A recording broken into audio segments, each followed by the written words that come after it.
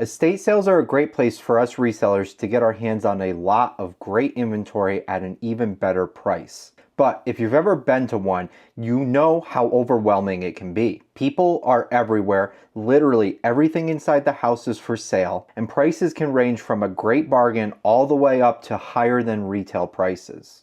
Just take a quick look at this estate sale that happened in my local area. That line went all the way to the end of the street.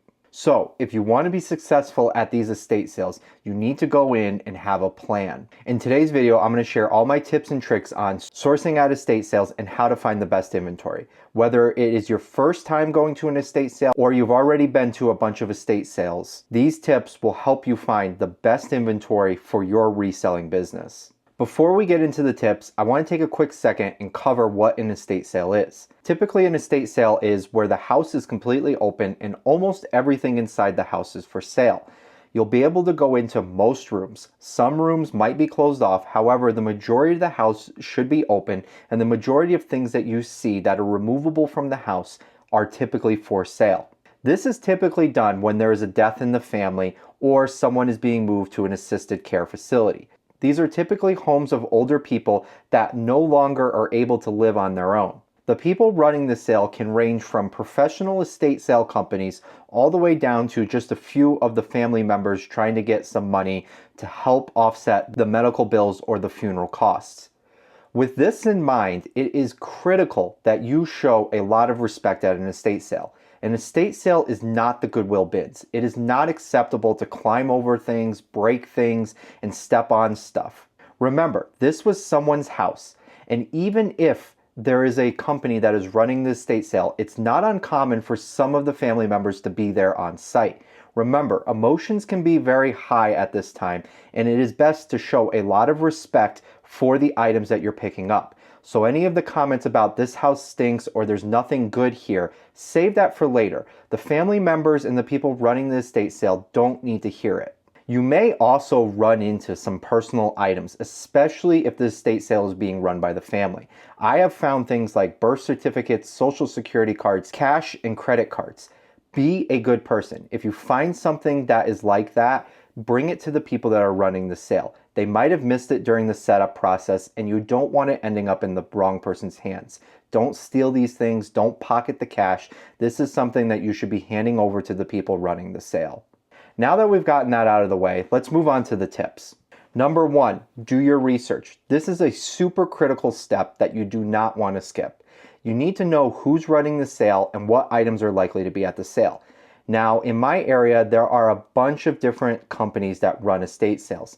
Some of them I completely avoid because I know how they price the items, and the items are typically never within my margins as an eBay reseller.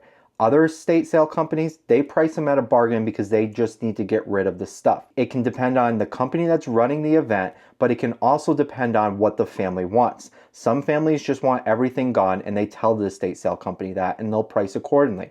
Other families want to get as much money out of the items in the house as possible.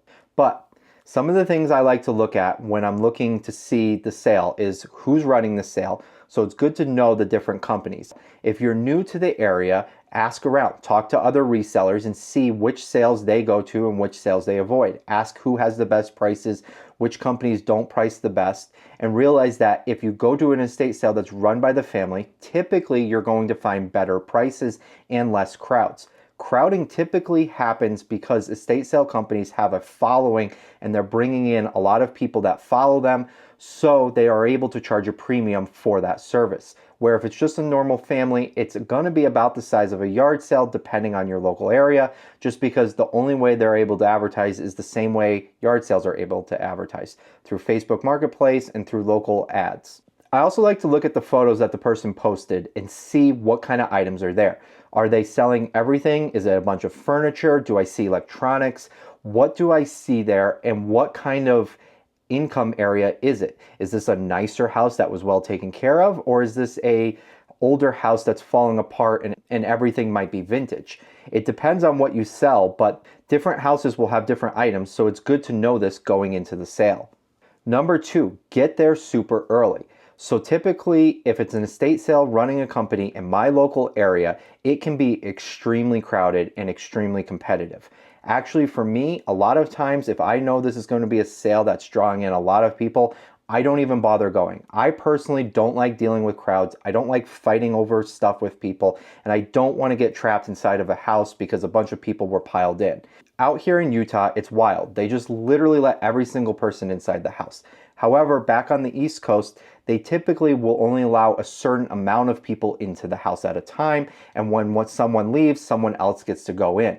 There's advantages to both systems. The advantage to the numbered system of only allowing a certain amount of people in is if you're one of the ones that are allowed in, you get the place to yourself, or at least to a relatively smaller size. However, out here where they just let everyone in, it makes it very hard to move around inside. It makes it very hard to find things. But if you show up late, you can just walk in and you don't have to worry about waiting outside while other people spend hours inside picking through the house. In my local area, a good estate sale can have people waiting outside for 4 to 6 hours before.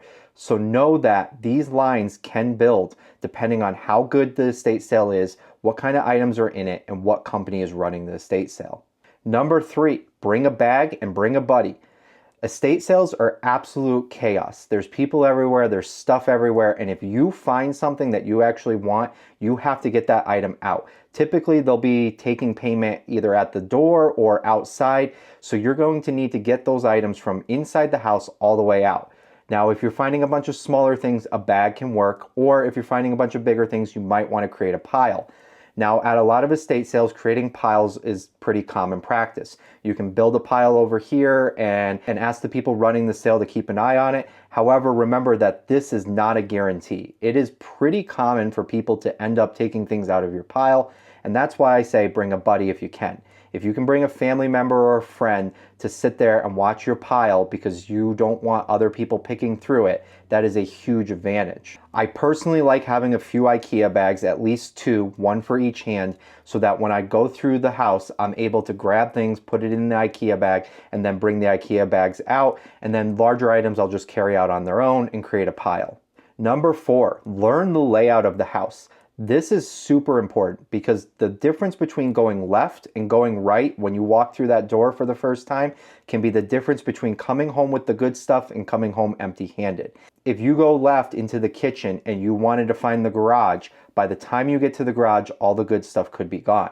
So you need to learn the layout of the house. This is easier said than done. However, one of the best places to start is by looking at photos. Pay attention to where the items are in the house. Typically, things are going to be where you expect them. Tools are going to be in the garage. Kitchen appliances, well, they're going to be in the kitchen. And you can try to piece together the photos to see where the kitchen might be, where the living room might be. And while you're standing outside waiting for the estate sale to open up, think about a layout of a normal house in your area and where these different parts of the house should be. Sometimes you can look and see that it's a half window and you're like, okay, this is going to be down in the basement. Other times you might see a big glass window or a door and you're like, okay, that's right at the front. I saw that door in the picture. I saw that window in the picture. Another thing that I like to do is if the house has been sold within the last 10 years, there's a really good chance that you can actually find old listing photos for the house when it's sold. A lot of the realtor sites will keep photos of houses up online. So if you search for the address, you may be able to actually find old photos of the layout of the inside of the house. This is a huge advantage, and this can make the difference between finding the good stuff and missing the items for sale. Number 5, know the rules of the sale. This goes hand in hand with knowing who's running the sale. However, it's also critical to know what the rules are of the sale. Now, different estate sale companies will have different rules, and it may vary by region, and once again, it may even vary by what the family wants. Some of the estate sale companies in my area do not allow negotiations. It's just not allowed. You're not allowed to go up and negotiate. Other ones are completely open to it, and if you build a big pile, they're going to give you a great deal on it. Some of them price every single item all the way down to a bottle of used shampoo will have a $1 price tag on it, and they will not move off of that price tag. Other ones don't price a single thing. You create a pile and then you haggle at the end. It all just depends. Some of them will have 50% off days at the very last day. Other sales, it's 50% off at the last hour of the day. Whatever those rules are, you want to know them. The best way is to reach out to the company or the people running it, talk to someone at the sale and see if they're having a 50% off day, if they ever mark down things, if prices are negotiable. You can just ask these questions, and then you know when you're going through the house whether you can pick items up or not and whether there's any wiggle room on those prices. Number 6, dig. You have to dig at these estate sales. Things are going to be everywhere, but a lot of people will just key in on a few certain areas of the house.